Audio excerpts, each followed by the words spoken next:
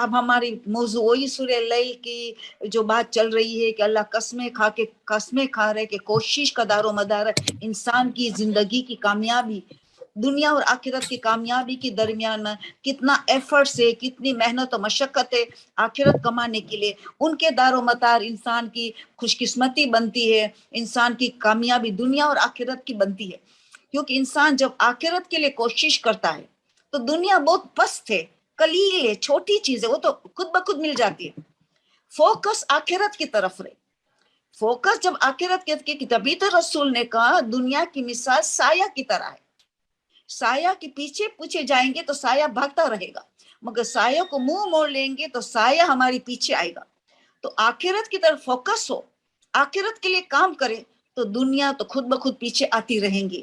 تو دونوں جہان کی کامیابی ہے، دنیا اور آخرت کی، اگر ہم وصدق بالحسنہ، وصدق بالحسنہ، اگر ہمیں آخرت کی جزا پہ یقین ہے، صرف ایمان نہیں یقین ہے، تو انسان میں یہ دو عظیم صفات نظر آئیں گی،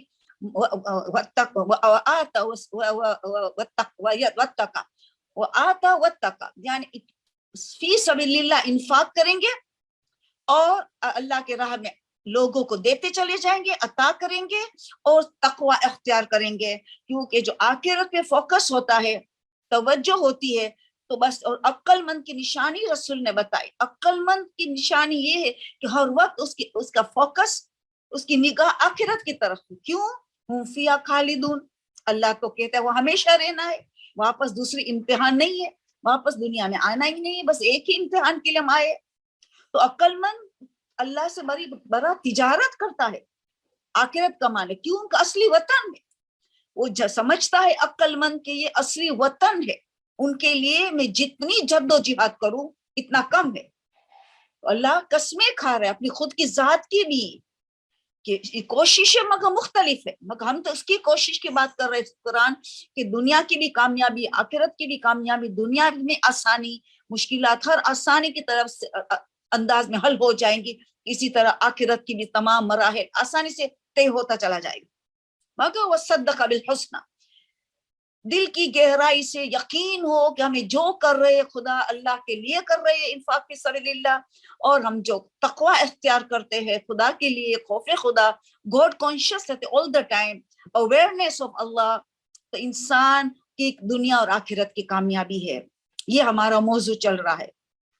تو آج ہم یہ دیکھتے، ذرا وہ آیت یاد دلائی جائے جو آیت اللہ سید محمد حسین طباطبائی صاحب المیزان، ان کے پاس جو کوئی نصیحت لینے جاتا، کوئی بھی، جیسے ہم آیت اللہ سیستانی کے پاس سے جاتے تو کہتے کچھ نصیحت کرو، تو اسی طرح آیت اللہ محمد حسین طباطبائی کے پاس، صاحب المیزان کے پاس کوئی نصیحت کے لیے جاتا، بس ایک ہی قرآن کی آیت، کیونکہ ہماری قرآن کو تو انوالو کرنا ہے، اس ہماری تھرسڈے کلاس میں قرآن کو انوالو کرنا ہے اور فکر بھی کرنا ہے، تو کسی بھی صورت میں قرآن کی آیتوں کو چن چن کے ہمارے موضوع کے ساتھ کنیکٹ کرنا ہے۔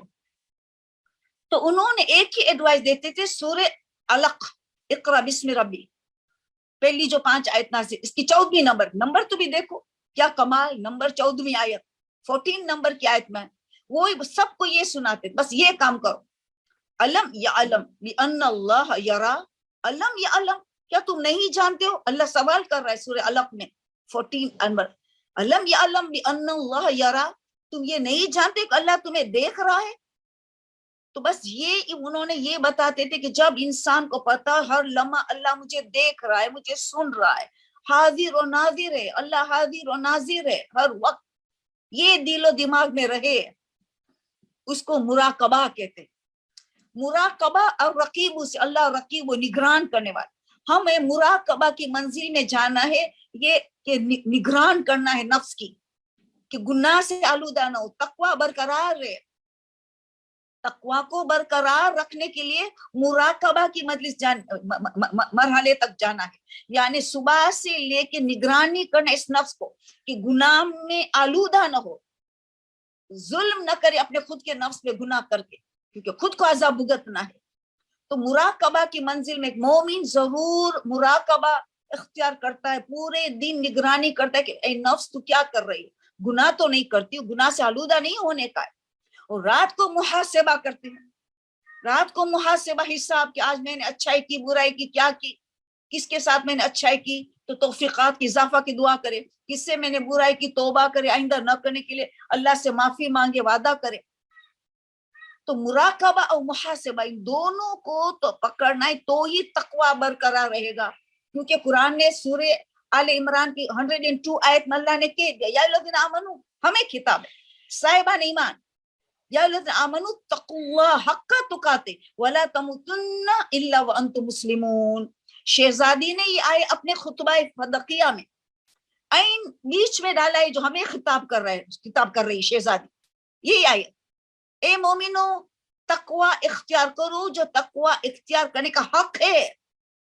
تو حق کب ہوگا؟ جب مراقبہ ہوگا, جب محاسبہ ہوگا, پورے دن نگرانی کریں گے, رات کو حساب کریں گے نفس کا, تبھی جا کے پھر آیت کے ولا تموتن الا وانتم مسلمون, خبردار تمہیں موت نہ آئے مگر اسلام کی حالت میں, اللہ کے surrender, complete surrender to the will of اللہ.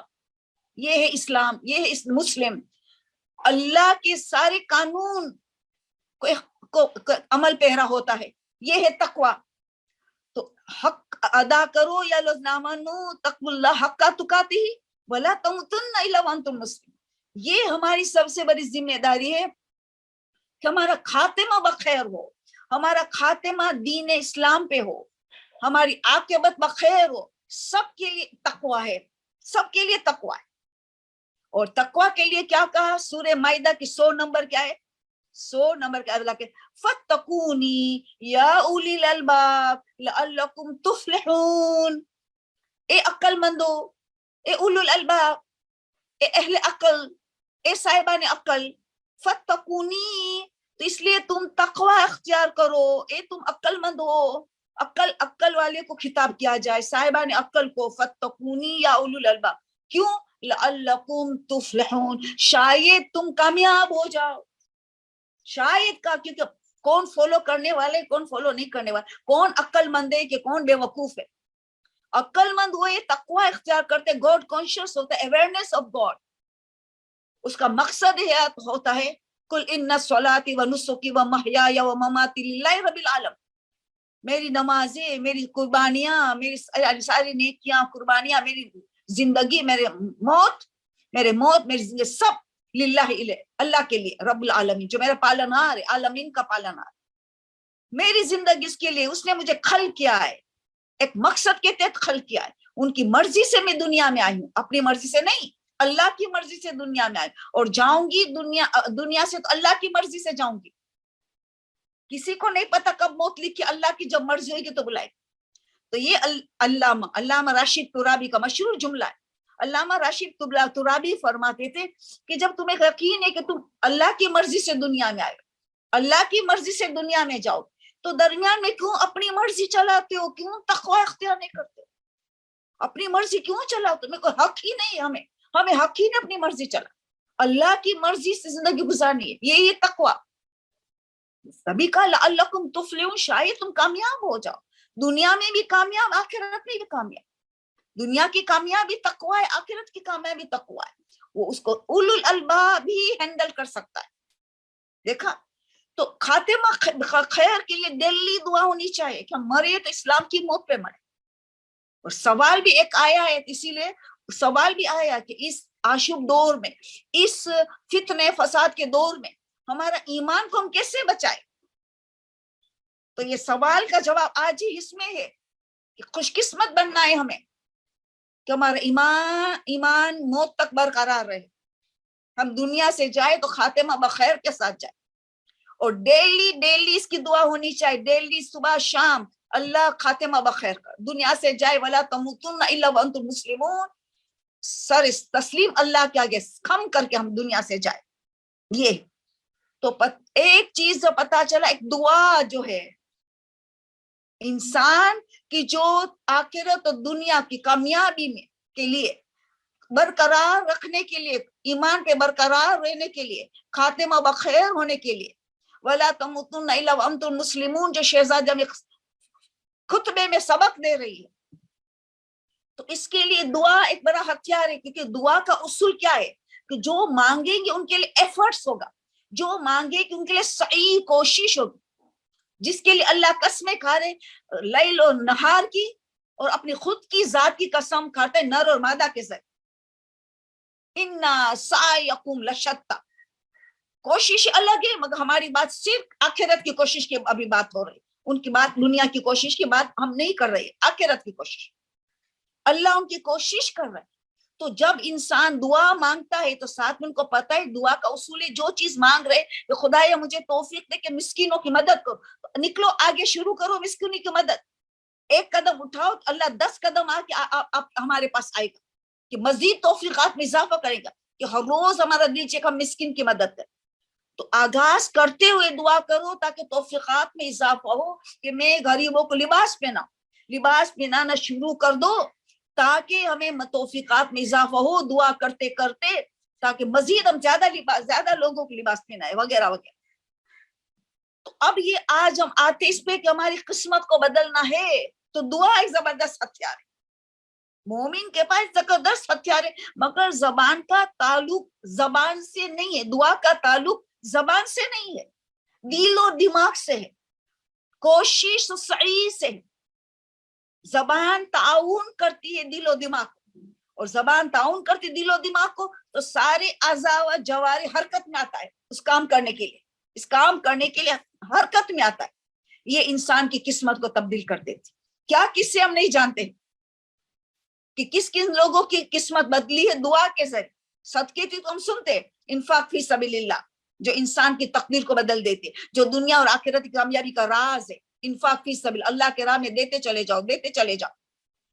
تو حضرت عیسیٰ کے زمانے میں 2 واقعہ مشہور، ایک تو دلہن کا واقعہ، اس نے صدقہ دی بچ گئی، اور ایک لکڑہار جو لکڑیاں بیچتا تھا، ان کو تو کہہ دیا تھا حضرت عیسیٰ تو لوگوں کو 1 کلاک کی بعد وہ دنیا میں نہیں ہوگا، مگر زندہ تھا. لوگوں نے حضرت عیسیٰ سے کہا یہ کیوں زندہ ہے؟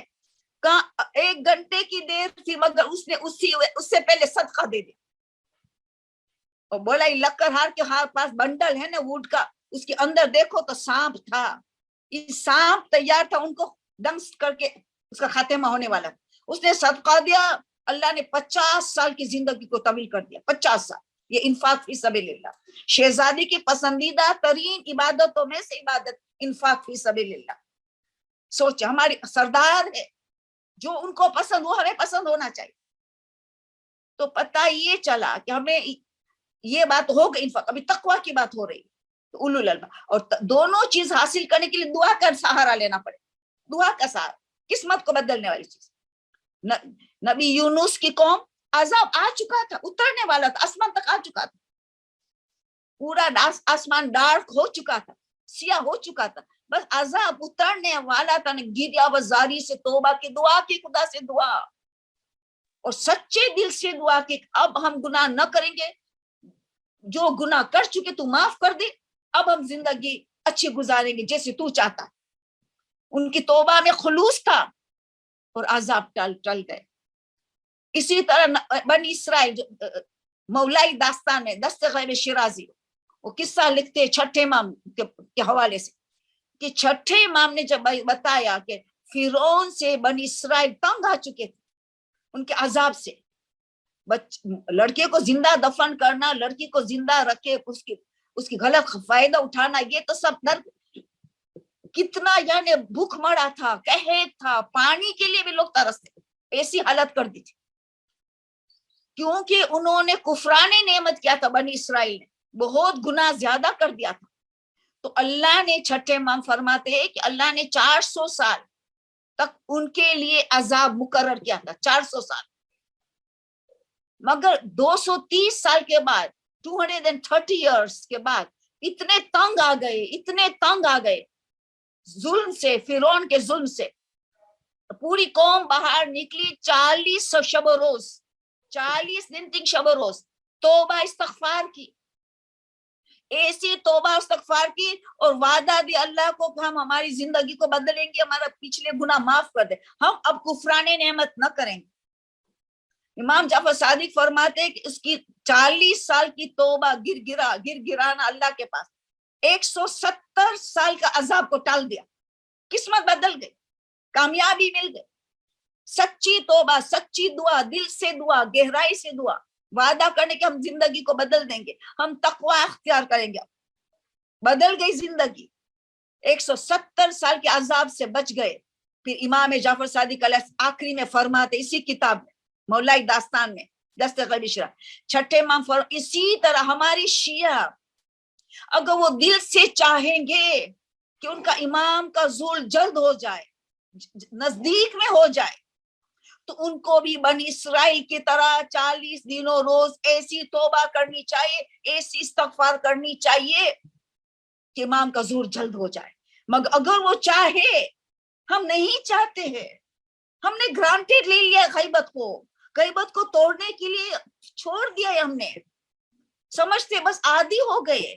کتنے مظلوم ہے ہمارے امام زمانہ, کتنے مظلوم غیبت کی جیل میں ہے, اور ہم اتنے سنگیت گیت سے کام نہیں لیتے.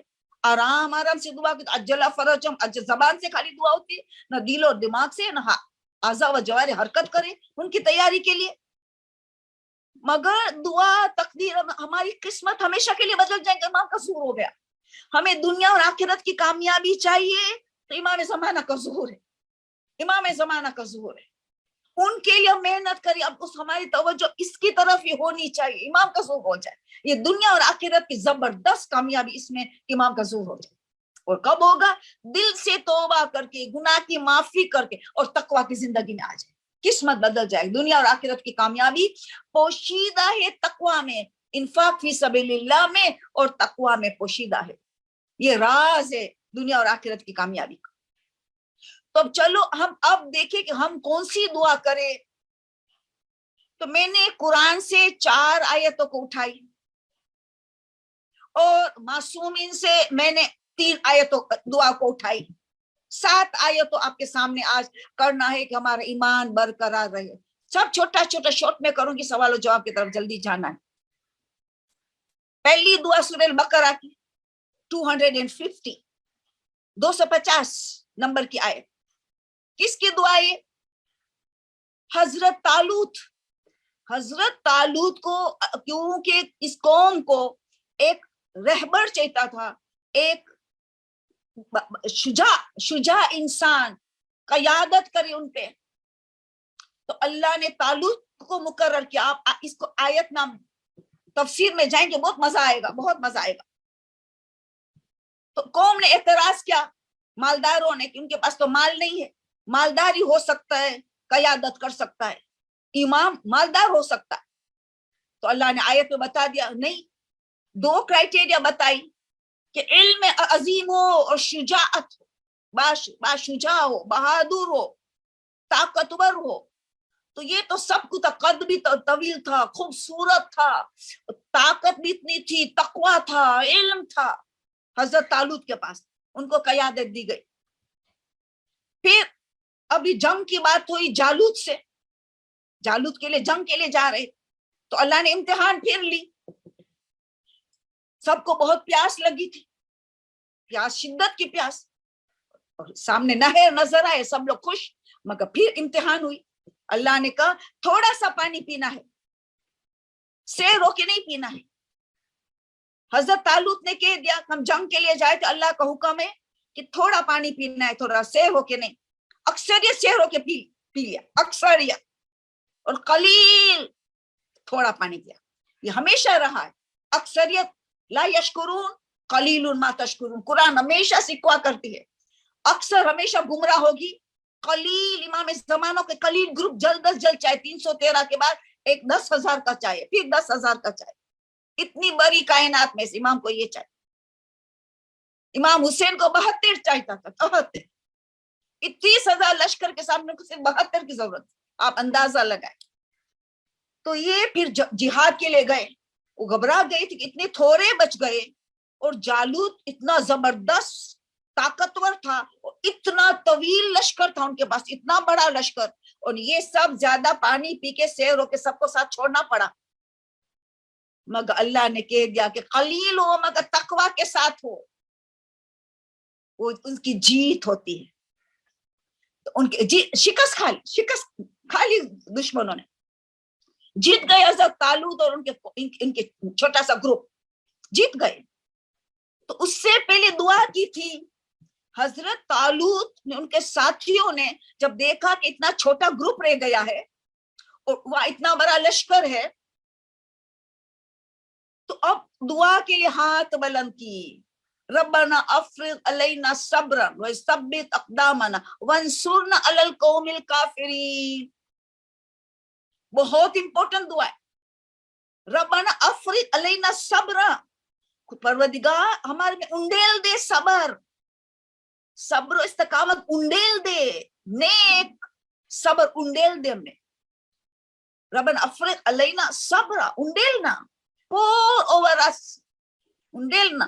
ربنا افرغ علینا صبر وثبت اقدامنا، ہمارا قدموں کو ثابت قدم رکھنا، ہم نہ گھبرا جائے. اتنا بڑا لشکر اور ہمارا اتنا چھوٹا لشکر، ہم نہ گھبرا جائے، ہمارے قدموں کو ثابت قدم رکھنا ہم نے.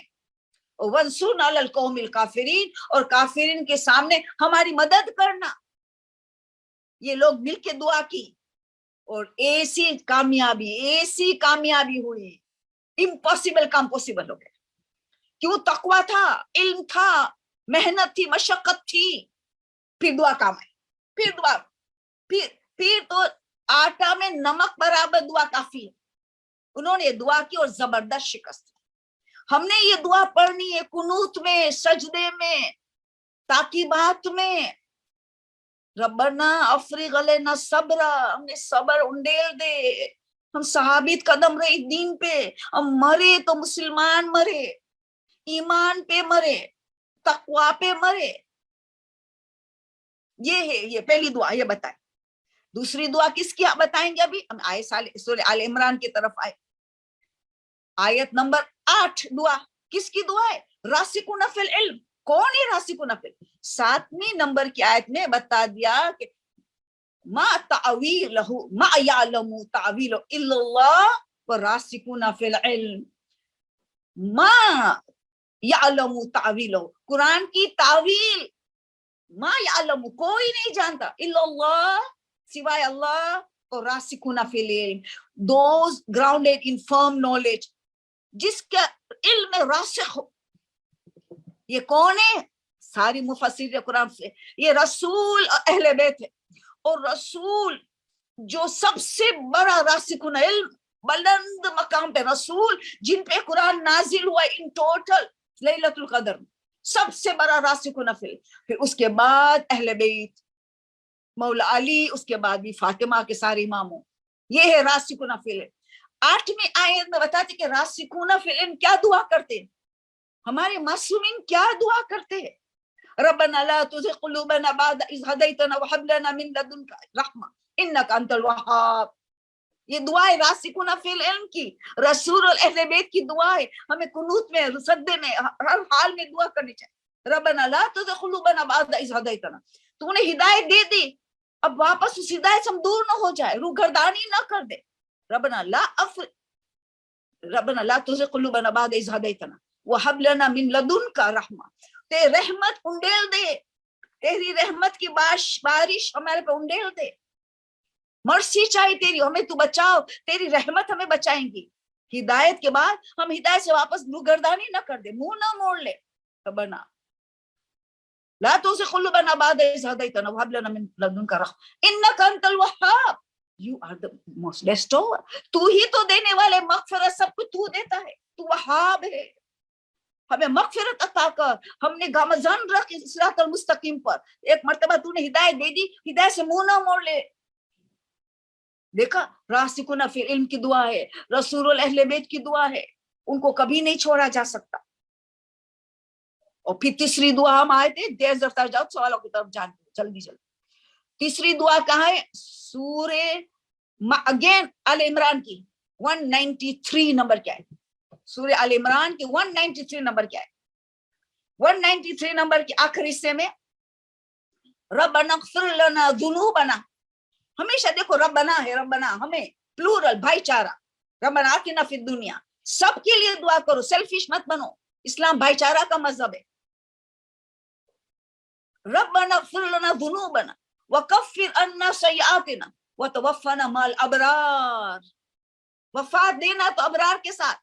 دیکھو پہلا کیا مانگ رہے ہیں؟ ربنا اغفر لنا ذنوبنا، हमारे गुनाह को बख्श दे, तमाम गुनाह को बख्श दे। वकफ्फिर अन्ना सय्यात, सय्यात यानी इविल डीड्स, बुरा कामों, गुनाह, सय्यात, उसको महू कर दे, उनको खत्म कर दे। ये भी है, और पर्दा पोशी भी कर दे इसको, इसका पर्दा पोशी भी, कफ्फिर को कफ्फिर सय्यात ही ना, पर्दा पोशी कर दे, और इसका मतलब ये भी महू कर दे, उसको खत्म कर दे, इरेज कर दे। वकफ्फिर सय्यात, रब्बना इग़फिर लना दुनूबना वकफ्फिर अन्ना सय्यात वतवफ़्फ़ना, वफात देना, वतवफ़्फ़ना, मुझे वफात दे तो मअल अबरार, अबरार के साथ मुझे वफात देना, मुझे मौत आए तो अबरार के साथ, नेकोकार के साथ, सालेहीन, वो है अबरार। देखो मौत किससे मांगते, तो जिंदगी भी गुजरेंगे सालेहीन के साथ, मौत भी मिलेगा सालेहीन के साथ, उन जैसा मौत मिलेगा, उनके साथ रहेंगे हम आलम बरज़ख।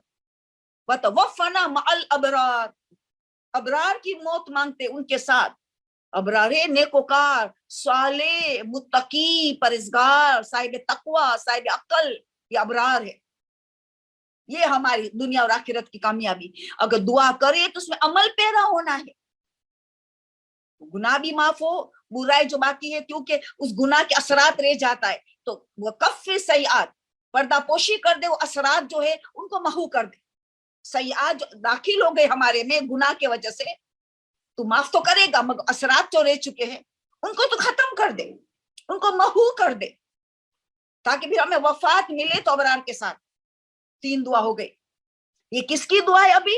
अक्लमंदों की, उलुल अलबाब की दुआ है, जो तौहीद पे गमजन है, जो उसके कल्ब और दिलों में और दिमाग में तौहीद रच बच गई है, तौहीद अल्लाह से मुतासिर है, अल्लाह से इश्क करने वाले उलुल अलबाब, जिनकी 5 आयतें जबरदस्त है। रसूल आधी रात के शब के लिए उठते तो पहले ये 5 आयतों की तिलावत करते, 192 194, उसमें से 193 वाली आयत इसमें ये दुआ है। तो उलुल अलबाब की दुआ है, हमें भी उलुल अलबाब बनना है, साहिब अक्ल, अहले अक्ल, अहले तकवा, अहले इल्म, इनकी दुआ है। चौथी दुआ जादूगरों की दुआ, सूरह अल आराफ 7 नंबर का सूरा, वर्ष नंबर 126, 126 नंबर की आयत, 7 नंबर का सूरह अल आराफ। वो जादूगर कैसे वक्त दुआ किए, जादू में माहिर थे, अब सब बहुत सुन चुके, थोड़ा सा जादू में महारत हासिल की थी, और इतने मगरूर थे, और इतने पैसे देते, दौलत से नवाजता था फिरौन ने, ये मैजिक की वजह से, और इनके इतने मालदार और इतने मशहूर और मगरूर, जब हजरत मूसा के सामने आए तो तकब्बुर के साथ कहने लगे, हामी जीतने वाले हैं, हामी जीतने वाले हैं, मूसा को कह रहे, इतने पावरफुल बन के आए। सुबह फजर के वक्त उसने ये जुमला कहा है हजरत मूसा को, तकब्बुर के साथ, असर के वक्त शहादत का जाम पी लिया, असर के वक्त शहादत का जाम पी लिया, इतनी देर में। ऐसा इनकिलाब, ऐसा जबरदस्त इनकिलाब, ऐसा जबरदस्त इस्तकामत, क्या क्या क्या हुआ सबको पता है, थोड़ा सा याद दिलाओ। फिरौन, उन्होंने अपनी असा फेंका और दोरिया फेंका तो सांप में बदल गया। मूसा ने अपना स्टाफ अपना स्टाफ भेज, असा फेंका तो सारे उनको खा गए, और यहाँ खा गए और सद्दे में चले गए, मान लेता मैं हारून और मूसा के रब को मान लिया इतनी देर में, और आखिरत को भी मान लिया इतनी देर में, अल्लाह को भी मान लिया। अभी तक फिरौन को खुदा मान रहा था, अभी वह तकब्बुर करता था। फजर का वक्त है, असर में सद्दगीर हो गए। क्यों? उनका जो मैजिक का इल्म था उसमें तफावत को पहचान गए, और दिल में फितरत तो है, अल्लाह ने अपनी फितरत तो हर एक के दिल में डाला है। फितरत तो है ही कि अल्लाह है ही ना, अल्लाह मौजूद है ना, अल्लाह एक, फितरत में तो अल्लाह डाल दिया। तो फितरत जाग उठी, जब देखा कि मैजिक जादू में, और ये मोजिज़ा था, हजरत मूसा की अजमत को पहचान लिया, ये अल्लाह की तरफ से, ये अल्लाह की तरफ से, ये हकीकी क्रिएटर जो है, जो मेरा सबका मालिक है, उनके तरफ से आदमी है। ये मैजिक नहीं है, ये जादू नहीं है, ये मौजिज़ा है। ان کی سائنس اتنا علم تھا، اس سے فرق پہچان لیا اور اتنی دھمکیاں دے رہے پھر ہوتے میں ہاتھ پیر کاٹوں گا، سولی پہ چڑھاؤں، تجھے جو کرنا ہے کر، تو دنیا کے حد تک کر سکیں گے، آخرت میں تیرا کچھ نہیں چلے۔ آخرت میں بھی مان لے چکے، ابھی تو خالی دنیا کو مانتے تھے، فرعون کو خدا مانتے تھے۔ فجر کے وقت، عصر کے وقت اللہ کو بھی مان لیا، اللہ کی عظمت کو بھی مان لیا، موسیٰ کی عظمت کو بھی مان لیا، آخرت کو بھی مان لیا۔ اتنی دھمکیاں، اتنی لالچ، سب کو نظر انداز کر دیا اور شہادت کا جام پی لیا۔ تو ہم کیوں نہیں؟ کیونکہ ایک قدم آگے آئے اللہ 10 قدم۔ ہمیں جو یہ دعا کرتے کرتے ایک قدم آنا ہے، سیریس بننا ہے، ہمارے ایمان کو بچانے کے لیے ہم یہ کرے، کیا کرے؟ اول وقت نماز پڑھے، گناہ سے بچائے، مراقبہ کرے، محاسبہ کرے، ہر وقت ہم بیدار رہے۔ تو پھر اللہ نے دیکھا تو اللہ 10 قدم آگے آئے، ان لوگوں نے ایک قدم آگے آ گئے، معرفت ہو گئی کہ یہ عظمت موسیٰ کون ہے، یہ اللہ کا نمائندہ ہے، یہ معجزہ ہے، یہ میریکل ہے، یہ جادو نہیں ہے۔ تو اللہ 10 قدم آگے آ کے ان کو شہادت کا جام بھی پلا دیا، شہادت کا جام بھی پلا دیا۔ ہمیں بھی ایک قدم آگے آنے، سیریس رہنا ہے، مشقت کرنا ہے، محنت کرنا ہے، پھر دعا کرنی ہے، پھر دعا کرنا ہے۔ 4 دعا تو قرآن کی ہو گئی، 5ویں دعا مشہور اور معروف 2 معصوم نے بتائے، 6 ماہ 8 ماہ، دعا غریق یعنی ڈوب جانا۔ یہ دعا پر سے انسان دین میں ڈوب جائے گا، انسان ایمان میں ڈوب جائے گا، انسان نے نمازوں میں لطف میں، دین کی لطف میں ڈوب جائے گا۔ دعا غرق ہو جائے گا، ڈوب جائے گا، کس میں؟ دین میں ڈوب جائے گا۔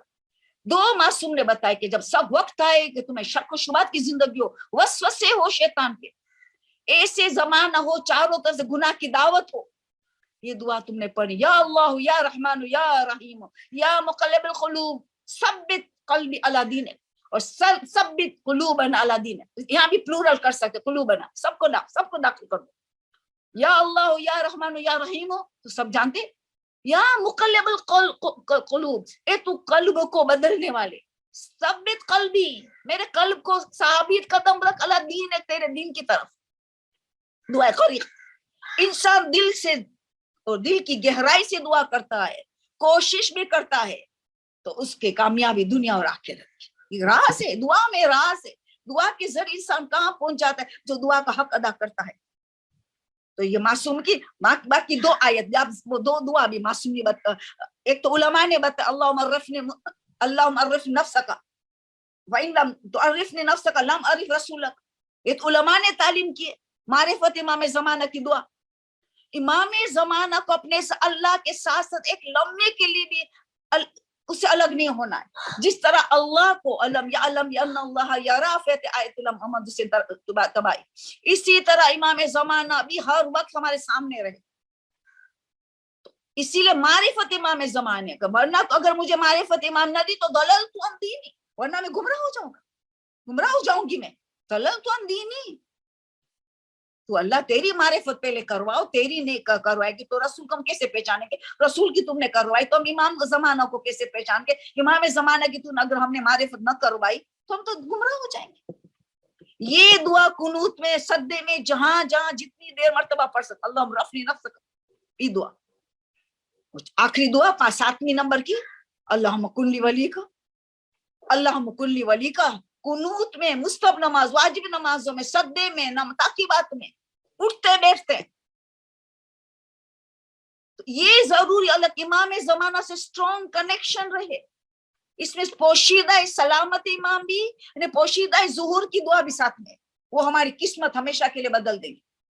امام کی سلامتی اور امام کا ظہور پہ دونوں شامل اس دعا۔ تو 3 دعا یہ آپ نے کرنی ہے اور 4 دعا قرآن کی، یہ 7 دعا پہ ہمیں بہت بڑا سہارا لینا ہے، بہت بڑا سہارا لینا ہے۔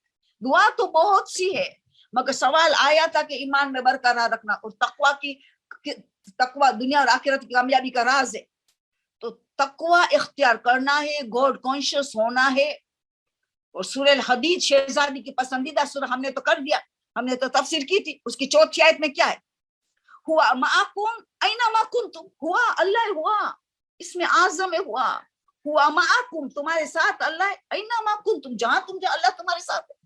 एहसास हो अल्लाह में देख रहा है, अल्लाह हाजिर और नाजिर है, अल्लाह हमारे साथ है, अल्लाह में देख रहा है, अल्लाह में सुन रहा है। ये एहसास पैदा हो जाए तो इंसान गुनाह से बच सकता है, इंसान तकवा हासिल कर सकता है, गॉड कॉन्शियस हो सकता है, अवेयरनेस इन लाइफ आ सकती है। तो बस आज इतना ही बताना था। अब मैं सवालों की तरफ जा रही हूँ, इंशाल्लाह बाकी इंशाल्लाह आइंदा थर्सडे को हम करेंगे।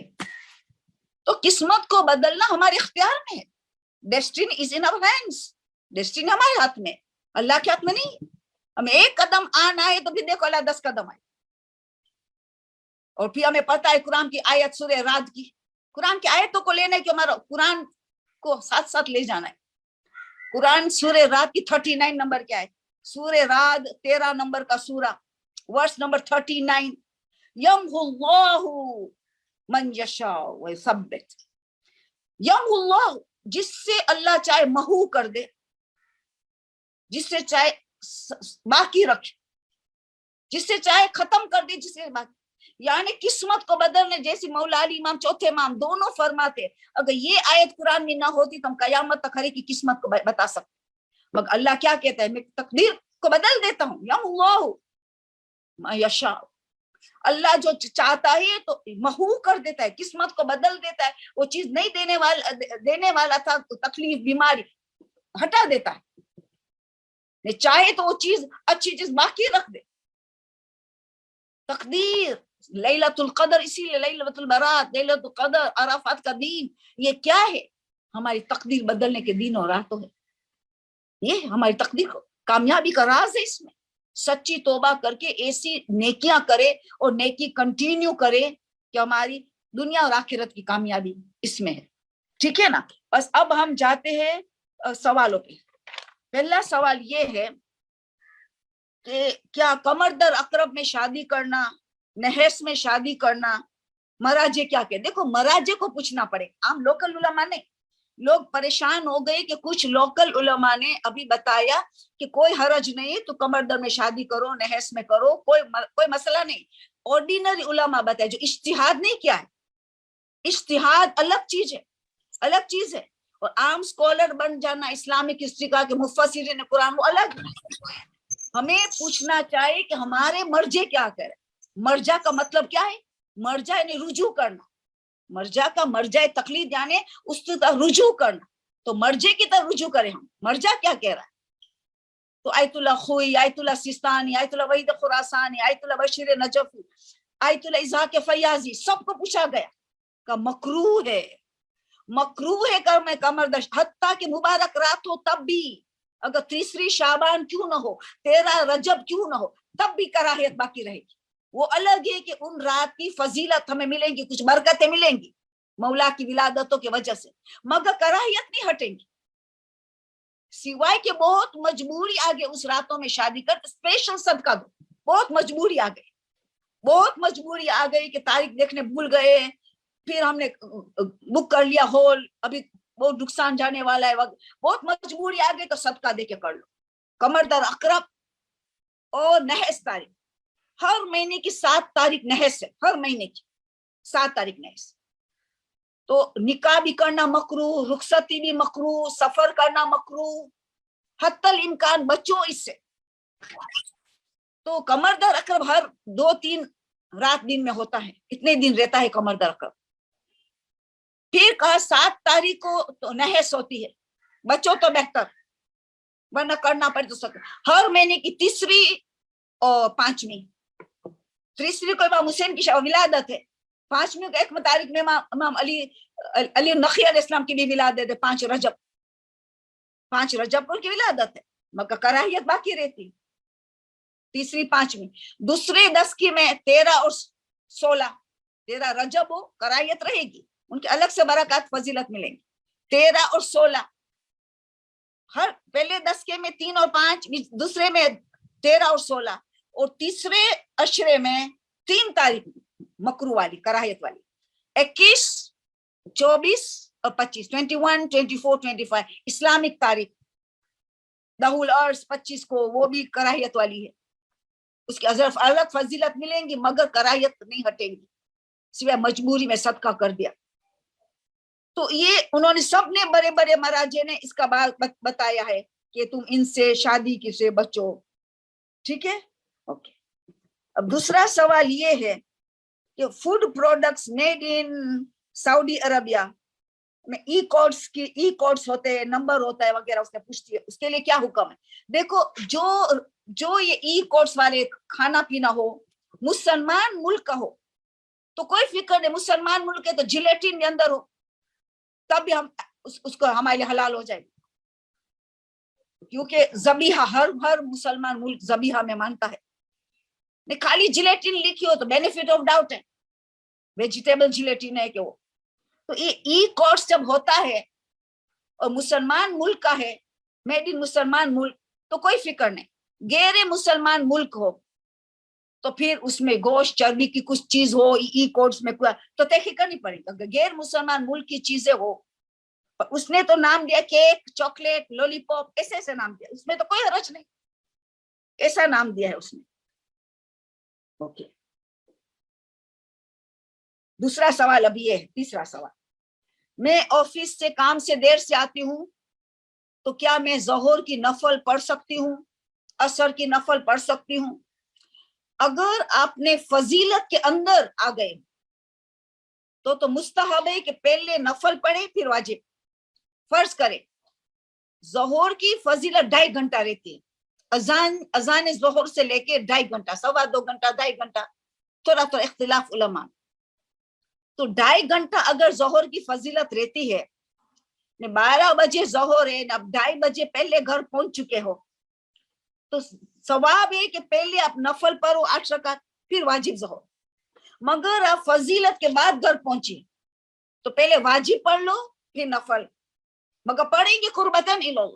نفل ہر وقت قربتاً رہے گی, چاہے واجب نماز کے بعد پڑھا کہ واجب نماز سے پہلے جو اس کی جگہ ہے, چاہے قضا پڑھا, دوسرے دن پڑھا قضا, گاڑی میں بیٹھتے بیٹھتے قضا نوافل پڑھتے رہے, سب میں قربتاً ہوگا, رجا نہیں. کیونکہ معتبر روایت سے ثابت ہے نفل نماز کی تاکید, چاہے اس کے ٹائم پہ پڑھو چاہے اس کے بعد پڑھو, سب قربتاً اللہ. تو اب اس کا جواب یہ ہے کہ اگر 2.5 گھنٹے ظہر سے پہلے پہنچیے تو پہلے نفل پڑھنے کا زیادہ ثواب ملے گا پھر واجب نماز. اور فضیلت کے بعد گھر پہنچ رہی ہے تو پہلے واجب نماز ظہر پڑھ لے پھر نفل. پھر عصر کی فضیلت ابھی باقی ہے تو پہلے نافل عصر پڑھ لے پھر عصر, کیونکہ عصر کی جو ٹائم تقریباً 3:30 بجے ایسا وقت ہوتا ہے. تو اگر وہ نافل پہلے واجب ظہر پڑھی پھر نافل ظہر پڑھی, ابھی عصر کا وقت باقی نہیں آیا ہے تو پھر نافل عصر پڑھ سکتے پھر عصر. اس کا بھی نفل ٹائم فضیلت ختم تو پہلے واجب نماز پھر نفل, مگر نفل کو نہ چھوڑا تاکہ قضا بھی پڑے.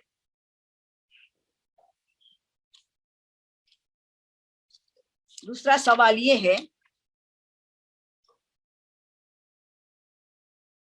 ایک عورت کہتی ہے میں نے نماز ظہر 1 بجے پڑھی تب میں پاک تھی, جیسے ظہر کی میں نے نماز کمپلیٹ کی میں نے کچھ گلاہٹ محسوس کیا تو دیکھا کہ پیریڈ آ چکا ہے, مگر ظہر سے پہلے میں نے چیک کیا میں پاک تھی, میں نے ظہر کی نماز پوری ختم کر دیا, پھر مجھے گلاہٹ محسوس تو دیکھا خون ہے, تو آپ کو اندازہ تھا کہ آپ نے تو پاک حالت میں پڑھا تو ظہر تو صحیح ہو گئی, نماز کے بعد آیا ہے اور آپ کو محسوس ہو کہ نہیں یہ تو ظہر کے نماز کے وقت آ گیا ہے, اتنا سوکھ گیا ہو وغیرہ, تو ظہر کی نماز بھی قضا دینی پڑے گی, عصر کی بھی, دونوں.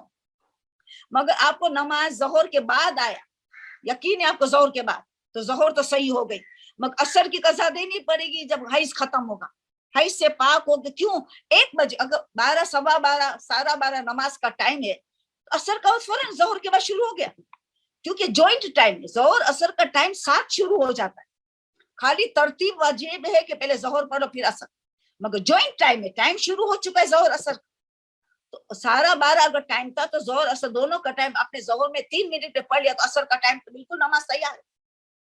فضیلت کس وقت ہے وہ الگ مسئلہ ہے, مراجع میں اختلاف ہے. فضیلت ٹائم شروع ہو گیا, ٹائم جب شروع ہو گیا تو مطلب ہے عصر کی نماز آپ کو قضا دینی پڑے گی, آپ نے اول وقت نہیں پڑھا, आपने तो 1 बजे पढ़ा, सवाल है 1 बजे पढ़ा, अव्वल वक्त हो तो 12:15, 12:30, 12:20 कब है बजाओ।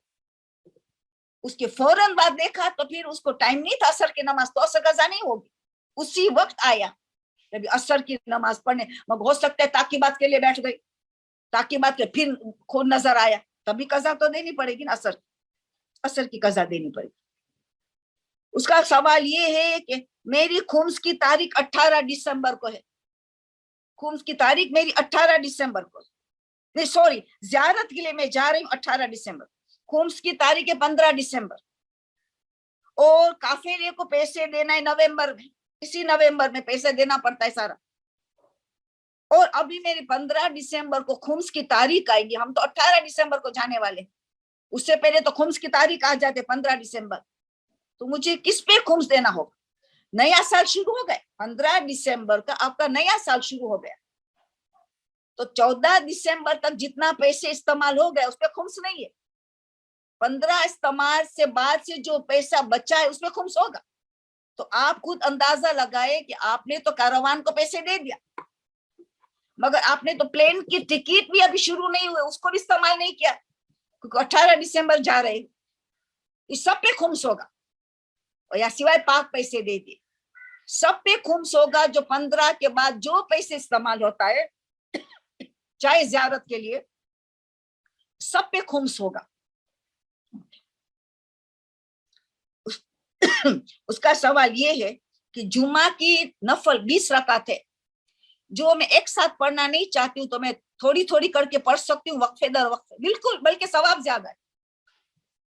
मसला बताते महाराज तकलीद ने कि पहली सूरज उगने के बाद, जैसे सूरज उगा उसके बाद 6 रकात पढ़ना, 2/2/2 मुस्तहब है कि उस वक्त 6 पढ़ो, 2/2/2, फिर थोड़ा दिन ऊपर चढ़ जाए तो दूसरी 6 पढ़ो, 2/2/2, फिर और मजीद दिन आगे बढ़े तो 2/2/2 18 हो जाएगी, 6 3 मरहले में कर दो। आखिरी 2 रकात ज़ोहर से जस्ट पहले, बिफोर ज़ोहर अज़ान चली दो, इसमें हाईएस्ट सवाब, सबसे ज्यादा सवाब है सूरज उगने के साथ 6, फिर थोड़ी कुछ मुद्दत के बाद 6, फिर कुछ मुद्दत के बाद 6, 18 हो गई, 2 ज़ोहर की अज़ान से पहले, ये सवाब ज्यादा है।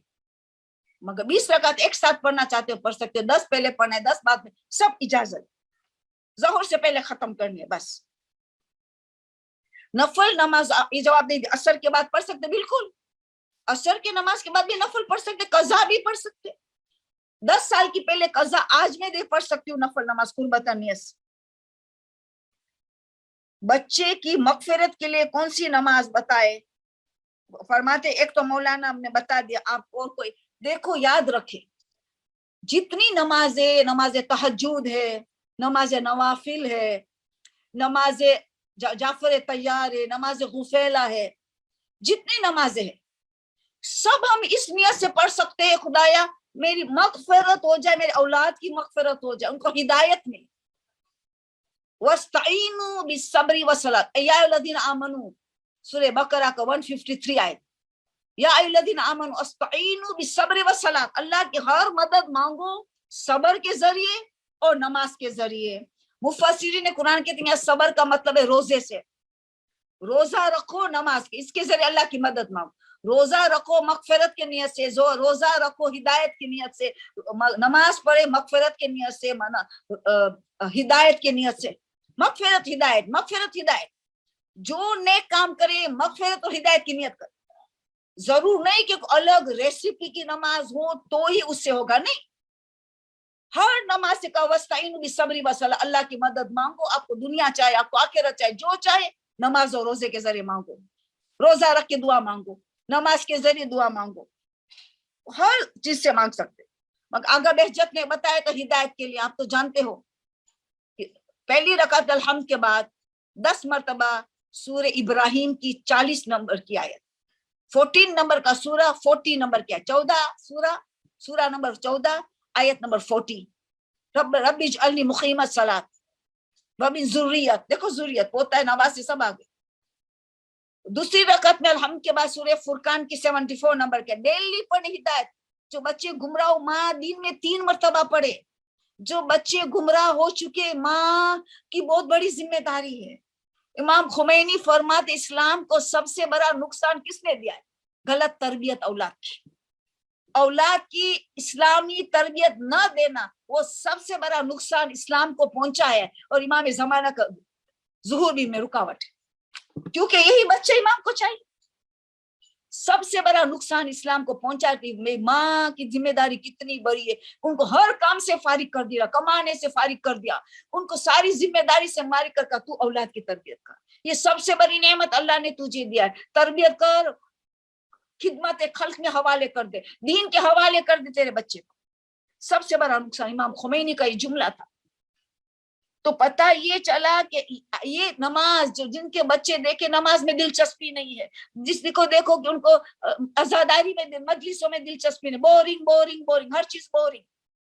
स्कूल बोरिंग नहीं है, स्कूल भी बोरिंग है मगर डिग्री मिलेंगी, पैसे मिलेंगे, इसीलिए बोरिंग भी हम सीखेंगे, बोरिंग भी डिग्री मिलेगी, उससे हम कमाएंगे, लग्जरी लाइफ लीड करेंगे। देखा कहते हैं वो बोरिंग भी बर्दाश्त है, आखिरत की तरफ तवज्जो ही नहीं है, दीन की तरफ। दीन को मामूली मजलूम बना दिया हमने। तो ये इनको ये हिदायत की माए दुआ करे, अमल कर, नमाज पढ़े, ये दुआ नानी दादी भी करे, नानी दादी भी पोते नवासी के लिए पढ़े ये नमाज, गुमराह के लिए ज्यादा पढ़े। एक मर्तबा तो हर रोज हर एक को पढ़ना ये नमाज, आगा बेहतर बताया। तो नमाज तो बहुत सी है, हर नियत में हम मगफिरत हिदायत हम कर चले जाए, हमारी रोजे के जरिए, दुआ तवस्सुल के जरिए, हदीस किस्सा के जरिए, सदका के जरिए, हर नेकी में ये खुदा, और इसके जरिए हमारी हिदायत में इजाफा कर, हमारे बच्चों की हिदायत, मगफिरत अता कर, आइंदा गुनाह न करने की तौफीक अता कर। घुटनों में तकलीफ है, वाजिब नमाज तो पढ़ ली तो अदा वाजिब, कज़ा नमाज पढ़ने में घुटनों में बहुत तकलीफ होती है, हरज है।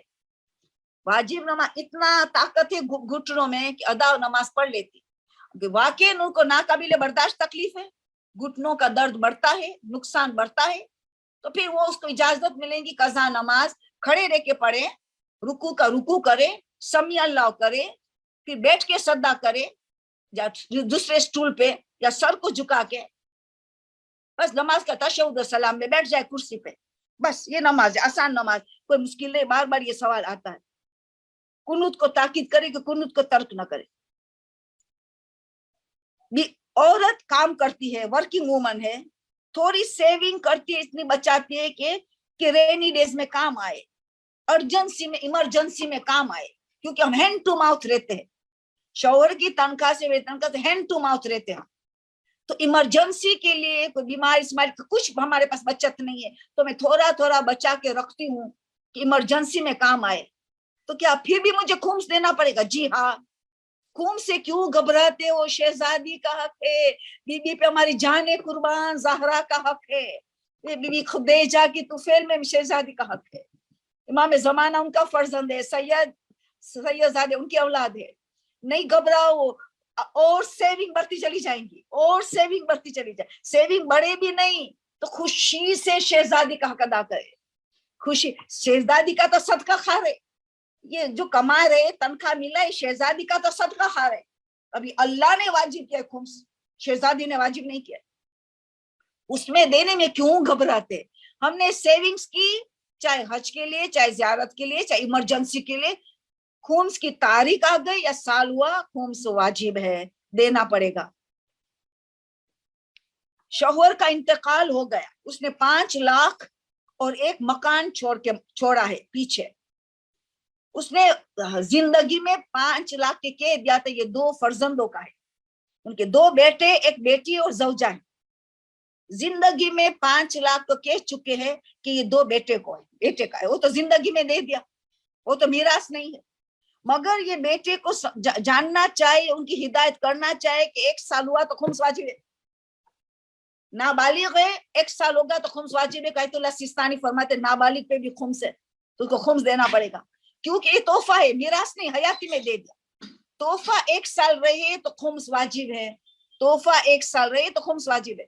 तो पहले ही 2 बच्चे की बताइए कि जिस दिन बाप मरा वो मिल्कियत हाथ में आई, यानी मिल्कियत उनकी ऑनरशिप में आ गई, चाहे भले बैंक में हो, ऑनरशिप में आ गई, वो दिन से लेके 1 साल या तो खुम्स की तारीख कमाने वाला है। तो उनको खुम्स देना, पहले तो ये मसला ये हल कर दो। अब वो बोलती है कि ये मकान जो था पहले तो किसी का नाम था, मतलब शौहर के इंतकाल के बाद बीवी के नाम क्या हो गया, अब मीरास का क्या होगा। देखो नाम अलग है और मालिकियत अलग है।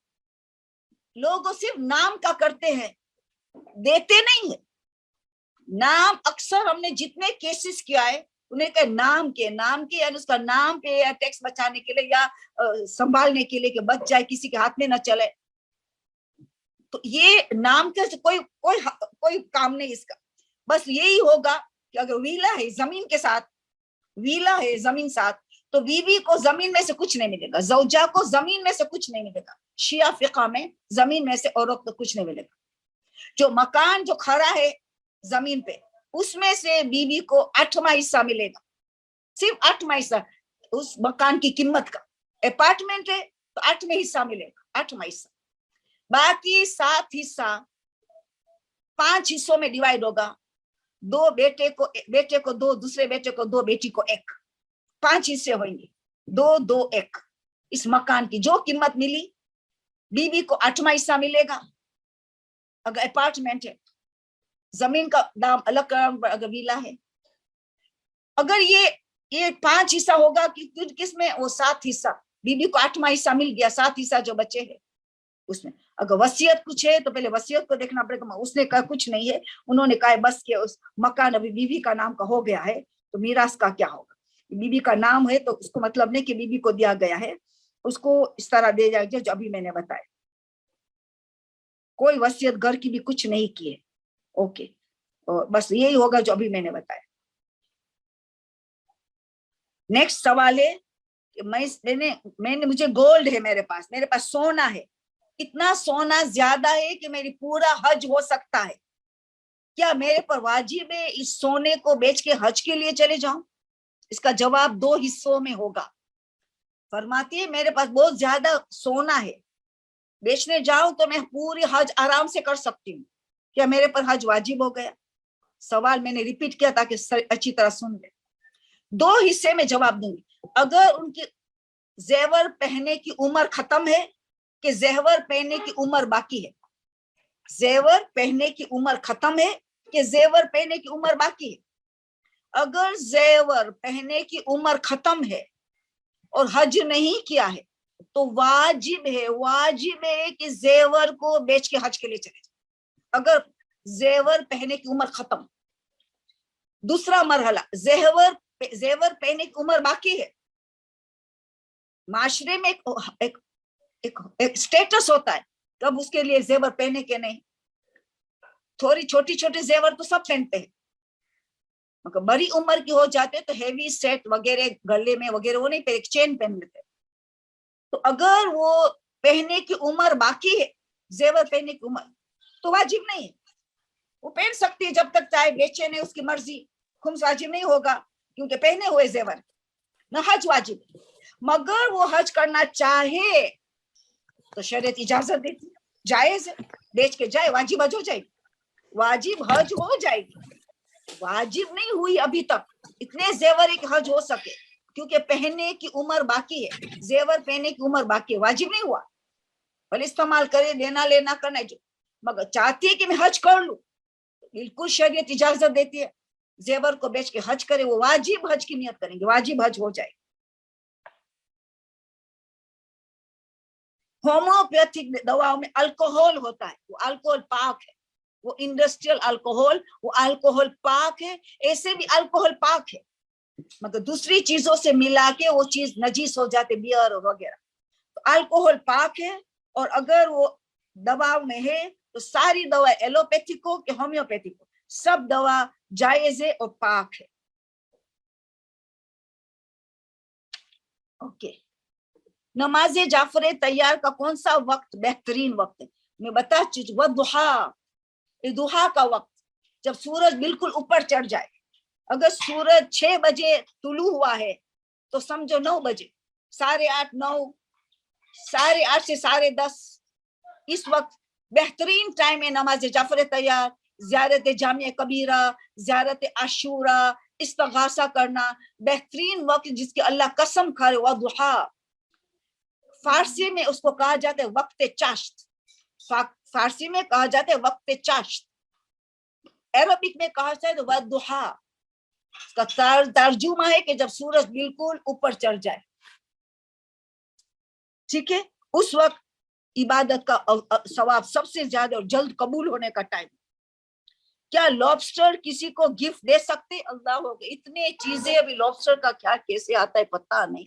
कभी ऐसे सवालात होता है कि अक्ल हैरान हो जाती, अक्ल हैरान हो जाती है।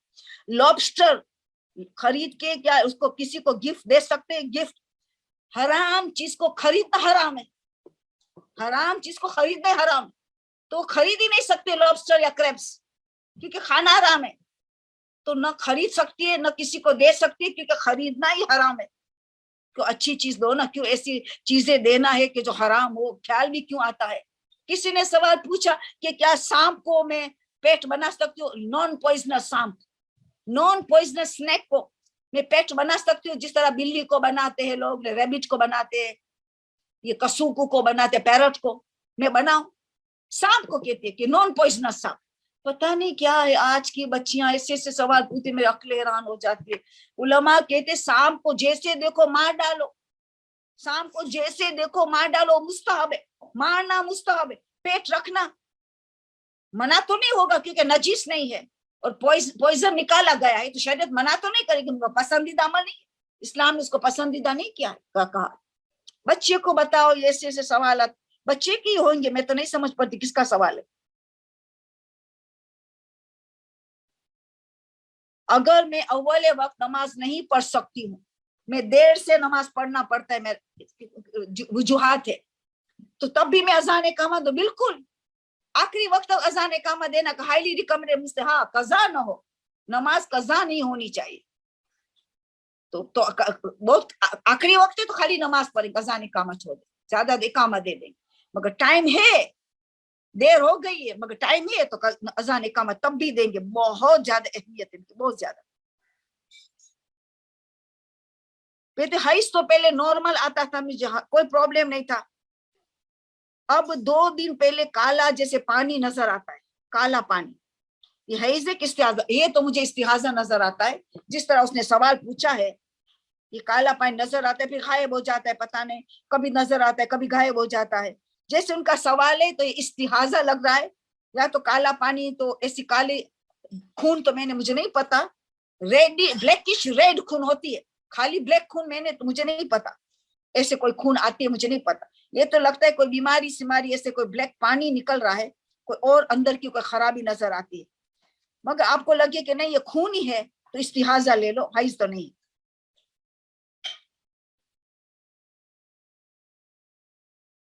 ओके, टाइम भी देखना पड़ता है, टाइम हैज का टाइम है, हैज का टाइम फिक्स है, तो रंग में थोड़ा सा फर्क हो मगर खून जैसा लगे तो हैज है। टाइम इसका वक्त अदद वक्त फिक्स्ड है, तो वक्त के तब देखे, मगर ये बिल्कुल लगती काला पानी लगती है, तो ये तो मुझे नहीं लगता है, मुझे लगता है कि कोई तकलीफ लगती है। देखिए जब हम दुरुस सुनते हैं, दर्स जैसे आज दर्स चल रहा है, तो क्या दुपट्टा सर पे रखना चाहिए? नहीं, कोई जरूरी नहीं, ये हमारा कल्चर है कि कुरान की तिलावत में हम सर पे रखते हैं, दुआ के सर पे रखते हैं, दर्स, तो ये खाली हमारा कल्चर है। सवाब देना न देना ये अल्लाह के हाथ में, कि किस रिस्पेक्ट में हमने इल्म की रिस्पेक्ट रखा, वो तो अल्लाह के दारों में, क्योंकि शरीयत में सब कुछ नहीं है, शरीयत में तो उसका कुछ नहीं है, मगर एहतराम और रिस्पेक्ट के वजह कोई कुछ सवाब मिले तो वो मुझे नहीं पता, मैं नहीं बता सकती हूँ, एक जाकिरा हूँ। मगर ईरान में तो कुरान भी तिलावत करते हैं, दुआ भी पढ़ते हैं, तो सर पे नहीं ओढ़ते हैं, उनके कल्चर में नहीं है सर पे ओढ़ना। एशियन कम्युनिटी में, हमारे कम्युनिटी पे सर पे ओढ़ना बहुत ज्यादा रिस्पेक्टफुल जाना है, तो ओढ़ेंगे तो अच्छी बात है, अच्छा अखलाक है, अच्छा यानी अच्छी चीज है, मगर वाजिब कुछ नहीं है। मैं हर वाजिब नमाज के साथ कज़ा नमाज पढ़ लेती हूँ, तो गुफेला नहीं पढ़ सकती हूँ, तो गुफेला का मुझे सवाब मिलेगा? कैसे सवाब मिलेगा? आपने गुफेला पढ़ी ही नहीं है तो आपको कैसे कज़ा सवाब मिलेगा गुफेला का? आप तो कज़ा पढ़ते, अच्छा है पहले वबाल उतार दो, कज़ा पढ़ रही हो, अच्छा है, इसका सवाब मिलेगा आपको, मगर गुफेला का सवाब कैसे मिलेगा? 1 मिनट लगती है गुफेला की नमाज पढ़ने के लिए, गफलत से बचाने वाली नमाज, ہم غفلت میں زندگی گزارتے. تو ایمان پہ برقرار رکھنے کے لیے پہلے غفلت سے بچنا ہے. تو گفیلا کام آنے والی نماز, مگر اس میں آپ کو گفیلا کا ثواب نہیں ملے گا, قضا کا ثواب ملے گا. اسلام نے عورت کو گھر میں, یا اللہ اتنا بڑا سوال ہے, او ہو بس یہ اتنا بڑا ثواب ہے, اس میں جواب دے دیتی ہوں. اسلام نے کیوں یہ حکم دیتا ہے کہ عورت گھر میں رہے تو زیادہ ان کے لیے بہتر ہے, جبکہ عورت اچھی ٹیچر بن سکتی ہے, نرس بن سکتی ہے, ڈاکٹر بن سکتی ہے, تو کیوں اسلام نے ان کو اس میں روکا ہے؟ پسندیدہ قرار نہیں دیا, روکا نہیں ہے, پسند نہیں قرار دیا ہے, اس کو پسند کیا ہے کہ گھر میں. کیوں؟ اس کا سوال ہے کیوں, کس مقصد کے لیے عورت پیدا ہوئی ہے؟ دو عظیم مقصد. لتسکنوا الیہا, سورہ روم کی بات آ گئی, راستے سورہ روم, کہ گھر کو سکون کا گہوارہ بنائے. دوسرا, جنت تحت اقدام الامہات, ماں کے پر کے تلے جنت. تربیت ساری دار و مدار ماں پہ دار و مدار ہے, باپ پہ ہی بہت تھوڑا. ماں کو اللہ نے ساری ان سے کیوں فارغ کر دیا؟ ایک تو ڈیلیکیٹ بنی ہوئی, ڈیلیکیٹ بنی ہے, ان کی عظیم ترین ذمہ داری ہے گھر کو سکون کا گہوارہ بنائے, اولاد کی تربیت. تو تھکی ہوئی عورت ڈاکٹر بنے یا ٹیچر بن کے گھر آئے تو یہ تھکی ہوئی ہوگی. اس کو اللہ نے نازک بنایا ہے کہ چھت کے اندر وہ اس کی ذمہ داری انجام دے, اور ذمہ داری ہے کہ گھر کو سکون کا گہوارہ بنائے, اولاد کی تربیت. باقی ہر چیز سے ان کو فارغ کر دیا, اس لیے کہ یہ عظیم مقصد جس کے لیے عورت کو اللہ نے خلق کیا ہے کہ نبوت اور امامت کا کام کو انجام دے. ان کی گود پہلی درسگاہ ہے, تو اس کام کو اچھی طرح انجام دے, ورنہ دونوں کام میں گڑبڑ کر دیں گی. وہاں کام کرنے جائیں گی, وہاں بھی تھوڑا گڑبڑ ہو جائے گی, کیونکہ دو بوٹ میں الگ الگ بوٹ میں پیر نہیں لگ سکتی ہے. ایک تو نازک سے بنی, ہر مہینے ان کو ماہواری کا مقابلہ کرنا ہے, پریگننٹ ان کو ہونا ہے 9 مہینہ, بچے کے پیدائش جنم ان کو دینا, دودھ ان کو پلانا ہے, تربیت میں رات کو بچہ نے اٹھایا, آج بیمار ہے بچہ, آج بچے کو کوئی تکلیف ہے, سونے نہیں دیا, اور پھر کام پہ چلے جائے. تو کھانا باہر کا آئے گا, کھانا باہر کا آئے گا تو کس کے ہاتھ کا پکا؟ بے نمازی کا کھانا پکا ہوا, کافر کا کھانا پکا. کیسے ہمیں شریعت مل سکتی؟ ہمیں کیسے ہمارا ایمان برقرار رہ سکتا؟ تو کتنا کریں گے؟ رات کو کھانا پکائیں گے, سنڈے کو 6 دن کا کھانا پکا لیں گے, تو سنڈے بھی ان کا 6 دن کھانا پکانے میں گئے تو بچے کو کوالٹی ٹائم کب دیں گے؟ سیٹرڈے گروسری کریں گے, سنڈے کھانا پکائیں گے 6 دن کا, 5 دن کام کے لیے جائیں گے. تو گھر کو سکون کا گہوارہ کب بنائیں گی؟ بچوں کو کوالٹی ٹائم کب دیں گی؟ بچے کے ساتھ اسکریبل کھیلے, بچے کے ساتھ کرکٹ کھیلے, بچے کے ساتھ سٹوری کرے, رسول اہل بیت کے قصے سنائے, ان کی باتیں کرے تاکہ وہ دیندار بنے. تو کیا فائدہ ہمیں ڈگری کی بڑی ڈگری دی, مگر بچہ نہ دین کا رہا, نہ بچہ اہل بیت کا رہا, نہ بچہ آخرت کا رہا, نہ بچہ ماں باپ کا رہا. ڈگری بڑی بڑی دلائی, دین سے تو دور ہو گیا. تو پتہ یہ چلا کہ اگر والد ماں گھر میں رہے تو بچے کو تربیت دی, کے ورنہ کیا کرتے, جا کے سپر مارکیٹ جا کے کھلونا لا دیتے, چیزیں گیمز لا دیتے, مٹیریلسٹک بناتے, بلکہ روحانیت میں کچھ نہیں دیتی ہے, مٹیریلسٹک بناتے. وہ گلٹی کانشیس مائٹ کرتا ہے نا, کوالٹی ٹائم میں نے نہیں دیا تو چیزیں پکڑاتی جائے, اور بچے کو نقصان, مٹیریلسٹک ہو جاتا ہے. اللہ نے گھر میں رکھا عورت کو, تو پھر بچے کو برتھ کنٹرول کرو. کام کرنا ہے, نرس بننا ہے, ڈاکٹر بننا ہے, پہلے تو مسئلہ مسائل آنا چاہیے کہ نرس کا کیا مسائل ہے, ڈاکٹر کا کیا مسئلہ مسائل, کب نامحرم کو دیکھ سکتے, کب چھو سکتی ہے, کب نہیں چھو سکتے, وغیرہ وغیرہ. ٹیچر کے مسائل کہ نابالغ کو ڈیل کرے, کیا مسائل ہے نابالغ کا, پہلے تو مسئلہ مسائل سیکھنا پڑے. نہیں کرنا ہے تو اولاد کو نہ لائے, اولاد کو نہ, خدمت خلق کر, اچھی سی ڈاکٹر بنے, اچھی سی ٹیچر بنے, دوسرے بچے کو بہترین ایجوکیشن دے, اولاد کو مت لائے. اولاد کی تربیت نہیں ہو سکتی اگر یہ بچے. دوسری بڑی بات ہے حجاب کی حفاظت. جب عورت کام کرتی تو حجاب کا ٹھکانہ نہیں رہتا. آج بال نظر آتے, آج کلرفل سکارف پہن لیا, کام کرنے جا رہے ہیں آفس میں کلرفل سکارف پہن لیا, زیور پہن لیا, کبھی مہندی بھی ڈال دیا, کپڑے پہنے, چادر بھی کلرفل چادر پہن لے, کالی چادر تو پہنیں گی بھی نہیں. آفس میں کام کرنے جا رہے, ٹیچر ہوں, بچے کو اٹریکٹ کرنا ہے, میں اچھے اچھے لباس پہن کے, تو چادر کا گناہ, حجاب کا, بے حجابی کا گناہ الگ. मेकअप का क्या क्या गुनाह कर बैठेंगी। तो घर में रहनेंगी तो हिजाब ही बच गया, शवरदारी भी होगी, घर की सफाई भी होगी, खाना भी अच्छा पकाएंगी, किबला रुख पकाएंगी, बावुजू पकाएंगी, जिक्र दुआ तवस्सु हदीस किस्सा पढ़ते पढ़ते कुरान की तिलावत के रखते, रिकॉर्डिंग रख सकते, खाना पकाएंगे, बच्चे को क्वालिटी टाइम देंगे। थक थक के बच्चे आएंगे तो सबको वेलकम करेंगे, हंसते चेहरे वेल, क्योंकि घर में आराम कर चुकी है, थकी नहीं हुई है। कितने कहां तक इसका, कहां तक मैं बताऊं कि कितना ज्यादा फवायदे औरत का घर में रहना। तो गैर मुसलमान है, जाएंगे उसके पास। गैर मुसलमान औरतों में तो नहीं कि घर में बैठो, क्रिश्चियन है, यहूदी है, सब है, अहले किताब है, हिंदू है, उनके पास हम जाएंगे हमारा हिजाब बचाने के लिए। तो लेडी डॉक्टर से, लेडी नर्सी से, लेडी टीचर से, तो हम हमारे बच्चे को उनके साथ रखेंगे, क्योंकि उनको हम खुद उनके पास जाएंगे जरूरत पेश आए।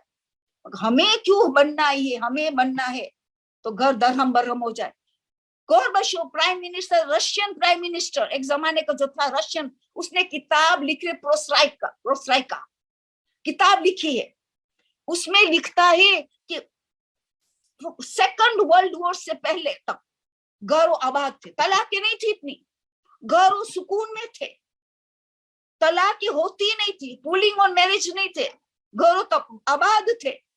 सेकंड वर्ल्ड वॉर के बाद जब इंडस्ट्रियल इतने सारा मर्दों का इंतकाल हो गया, इंडस्ट्रीज फैक्ट्रीज नहीं चल पा रही थी, औरतों को घर से निकलना पड़ा, वहां से सेकंड वर्ल्ड वॉर के बाद औरत घर से निकली कमाने के लिए, घर दरहम बरहम होना शुरू हो गया, तलाकें होना शुरू हो गई, घर दरहम बरहम होना शुरू हो गए, कसरत से तलाकें होने लगी।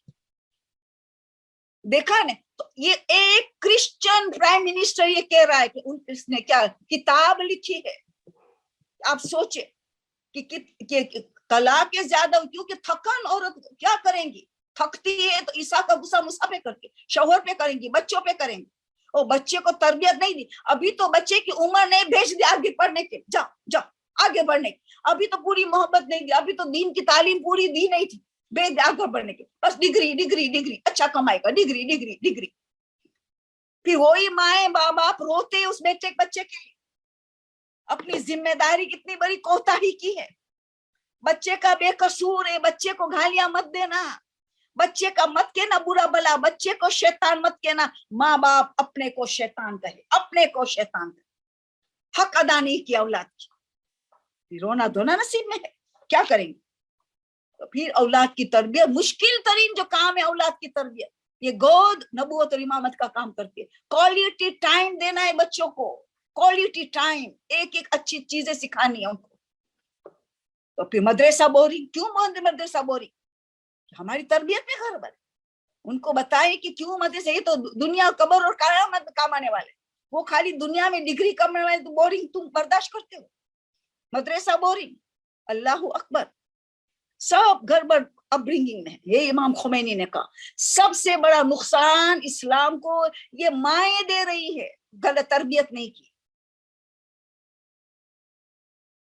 ओके, फिर ये अजीब सवाल पूछ रही कि हिजाब की तो एक ही आयत कुरान में है, कुछ हदीस से है कि कुरान में, बस किसने कहा कुरान में एक आयत, इतनी बड़ी बड़ी।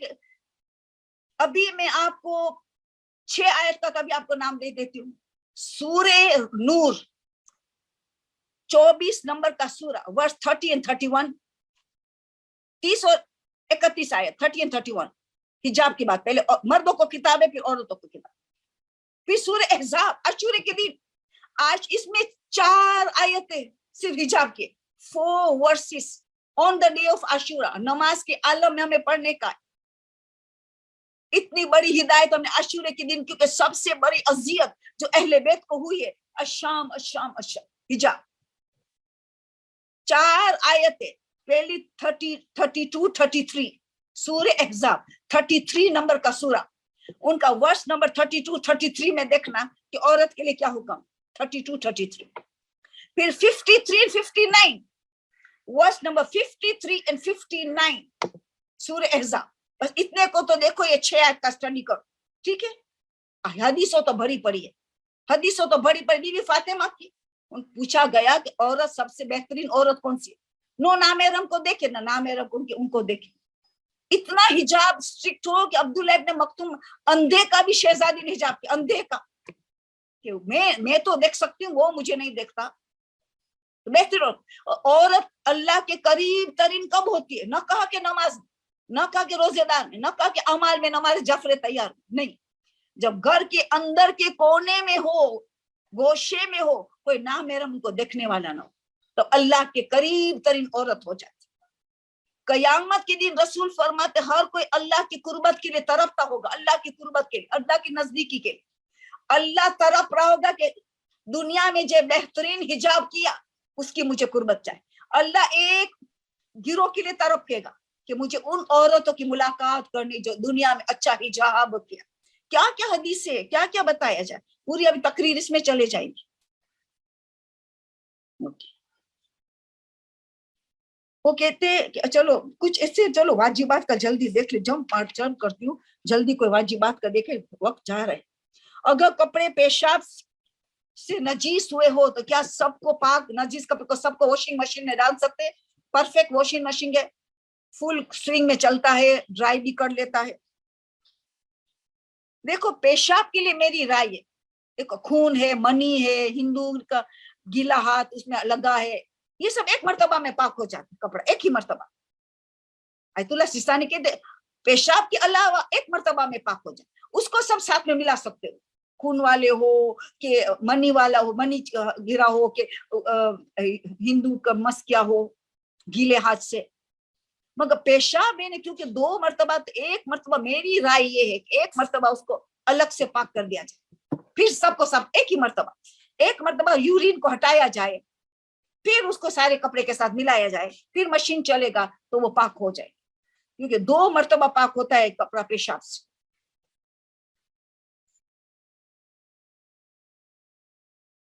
फिर सवाल में ढूंढती हूँ,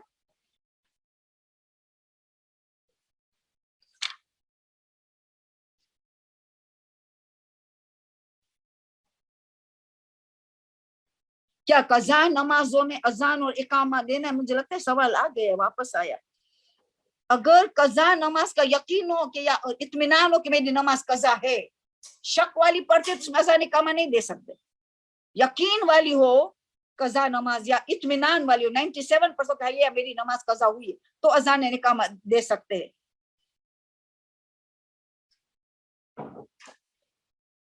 ओके, नमाज इख्फाती और नमाज जहरी ने कब जिक्र करे और कब खामोश रहे?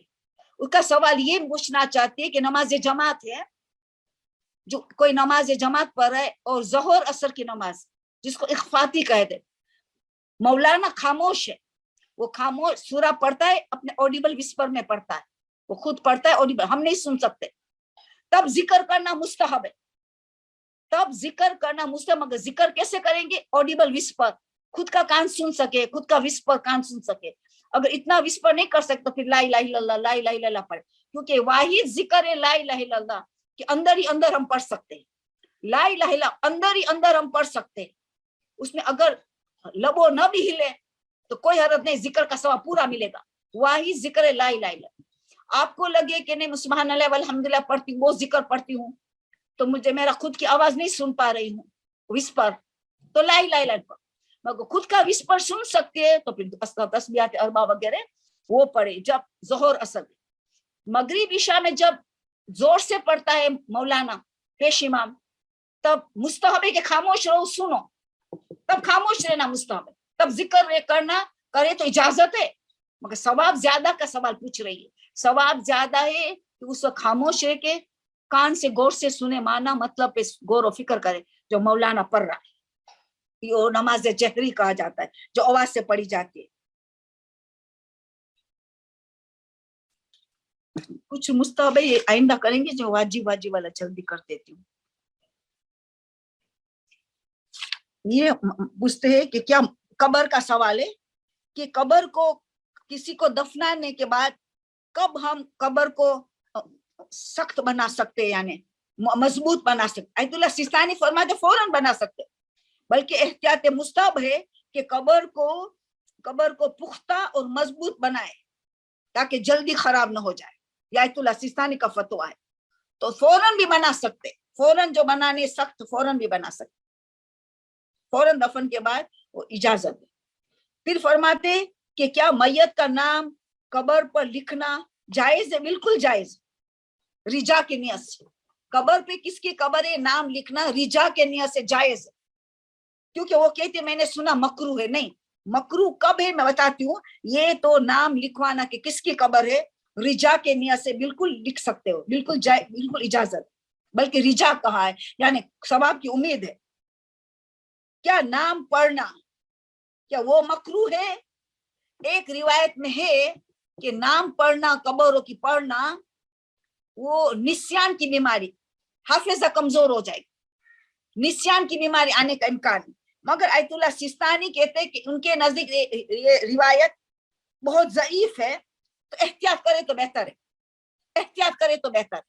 मगर उनके नजदीक ये रिवायत उनको इतनी मोतबर बहुत ज़ईफ है, तो इसलिए उन्होंने मकरू नहीं कहा। मकरू करते कि जरा सा भी लेस ज़ईफ होती तो मकरू करार देते, मगर मकरू नहीं कहा एहतियात करे बस। ये तो पढ़े नहीं तो निस्यान की बीमारी का इंचास है। नाम ना पढ़े, बस आप पढ़ते चले जाए, आपको तो पता है कि रिश्तेदार क्या है, नाम ना पढ़े। फिर फरमाते क्या मकबरा मजार बनाना क्या है? आम लोगों के लिए, आप लोगों के लिए, मेरे लिए बेहतर है न बनाया जाए, न हाली ताकीद है कि हमारे लिए न बनाया जाए। उलमा, इमाम ज़ादे, बहुत बड़ा आलिम, सालेहीन और सैयद आलिम हो तो बहुत ज्यादा इंपॉर्टेंट कि उसका मकबरा बनाया जाए, उसका मजार बनाया जाए। बहुत बड़े बड़े लोगों का, हद से ज्यादा बड़ा मुत्तकी, शोहरत हो, मगर बाकी सबके आम सख्त कब्र बनानी चाहिए, मजबूत कब्र बनानी चाहिए। कब्रों पे चलना और बैठना शरीयत क्या कहती है? कब्रों पे चलना और बैठना आयतुल्लाह खुई और सिस्तानी दोनों के नजदीक मकरू है। मगर कुछ जगह में ऐसी कब्र बनी है, फ्लैट कब्र, और इतनी करीब करीब है कि चलना ही पड़ता है, तो कहा फिर मजबूरी हो जाए कि उस पे कब्र पे चलना ही पड़ता है तो मकरू नहीं होगा। क्योंकि एक रिवायत में मिलता है कि कब्र पे मोमिन जब चलता है तो मरहूम को राहत मिलती है। तो आयतुल्लाह सिस्तानी वगैरह कहते बिल्कुल ज़ईफ तरीन हदीस, उनको नहीं मानते बिल्कुल। वो ज्यादा मोतबर है कि ना चला जाए न बैठा जाए कब्र के ऊपर न बैठना है न चलना है, वो मकरू है, ये ज्यादा मोतबर है उन्होंने बताया। मगर ये जब मजबूरी आ जाए तो मकरू हट जाएगा। खुशी मिलती है, वो रिवायत को नहीं माना है। मैं थोड़ा जंप करती हूँ।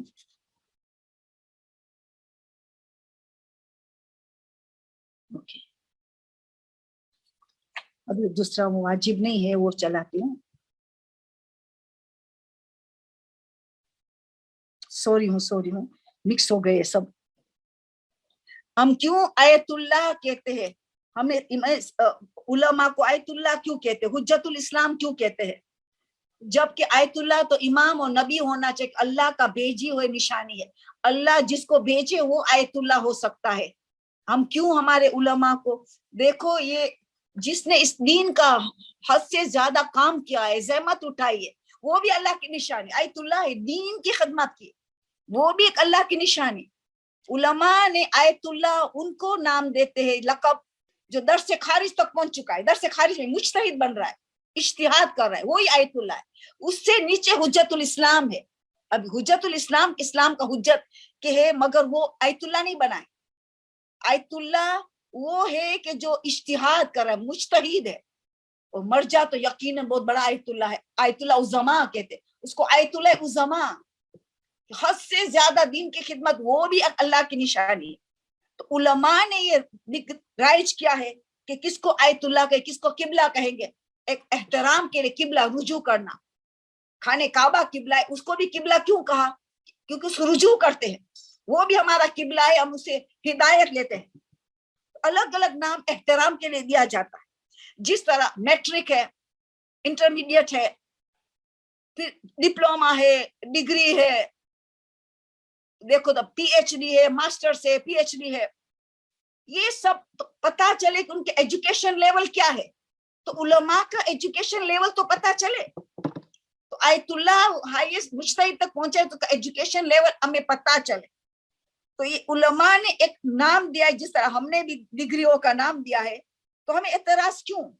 ہمیں کیوں اعتراض ہے کہ آیت اللہ اگر کہا جائے تو ہمیں کیا تکلیف ہوتی ہے؟ سازشیں بہت ہے آیت اللہ علماء ان کے پیچھے. ہمیں کسی بھی صورت میں ینگسٹرز کو ان سے دور کیا جاتا ہے، تقلیدوں سے دور کیا جاتا ہے. بہت ڈینجر جو چیزیں چل رہی ہے دنیا میں، بہت ڈینجر چیزیں. اور پھر اور بھی سوالات ہیں جو پوری تقریر ہے کہ ہمیں رشتہ کرنا ہو تو کیسے بھروسہ کرے کہ ایماندار ہے کہ نہیں، خاندان کو کیسے بھروسہ کہاں سے کرے. ابھی یہ سب بڑے بڑے کوشچن ہیں، ہم ان کو آئندہ کے لیے کریں گے، کیونکہ یہ تقریر طلب ہے. تو میں بھی شروع کے ساتھ جب لیکچر کرتی ہوں تو وہ لیکچر والے کوشچن شروع میں ڈال دوں، تاکہ واجب مستحبات کا، فقہ کا سوال آپ کو اینڈ میں دے سکوں.